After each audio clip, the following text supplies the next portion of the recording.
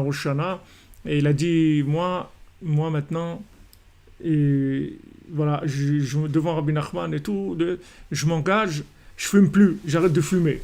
Fumer stam, pas de cannabis, ni rien, fumer des cigarettes. Il a dit, j'arrête de fumer. Ok.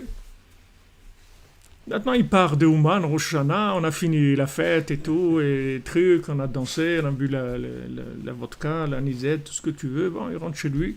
Et à l'aéroport, bon, il craque et tout. Il demande à un Ukrainien une cigarette. Alors l'Ukrainien lui dit, mais toi, tu t'es pas engagé à arrêter de fumer? Comme ça, un Ukrainien qui rien, qui connaît rien, ni ce que c'est un juif, ni Ouman, ni rien du tout. Il dit, mais toi, tu t'es pas engagé à arrêter de fumer? Alors là, il a pris peur. C'est-à-dire, il a pris peur. Il dit, bon, ça va, c'est bon, c'est bon. Parce que quand le tzaddik, s'il décide que tu vas faire quelque chose, tu vas le faire. Il y a pas c'est fini.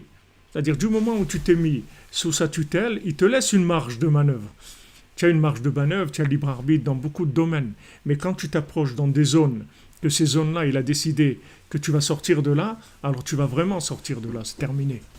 Tu n'auras plus accès à ces choses-là, c'est fini. S'il décide que c'est fini, c'est fini.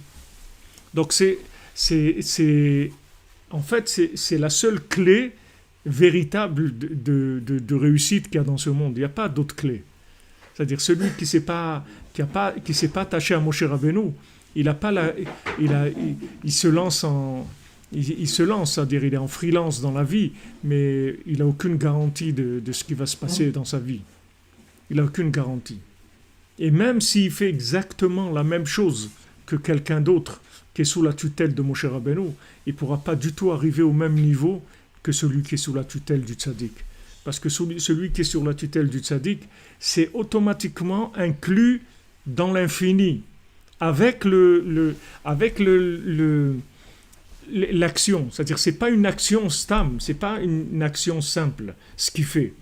Puisqu'il le fait parce que Moshe Rabbeinu lui a dit de le faire. Donc, du moment où il a fait ce que Moshe Rabbeinu lui a dit de faire, c'est quelque chose qui prend une dimension qui n'est pas la dimension de l'action elle-même. En fait, l'action elle-même, ça devient presque un prétexte, c'est tout. En fait, toute la Torah, Rabbi Nathan, il dit dans l'écouté Halachot que toute la Torah, c'est en fait une méthode, comment s'attacher à Moshe Rabbeinu. C'est ça la Torah.